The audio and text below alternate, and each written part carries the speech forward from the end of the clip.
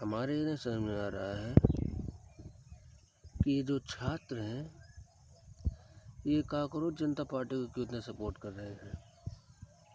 विरोध तो कांग्रेस भी कर रही है।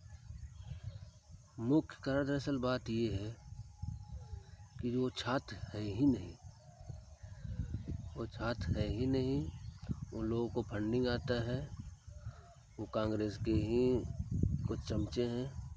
उन लोगों को विदेशों से मतलब फंडिंग आ रहा है छात्रों के नाम पे, ताकि वो प्रदर्शन करें और देश में माहौल गंदा करें। और इसमें नाम राहुल गांधी और अखिलेश जी, डिम्पल यादव, केजरीवाल, ये 4-5 लोग हैं जो देश का माहौल गंदा कर रहे हैं।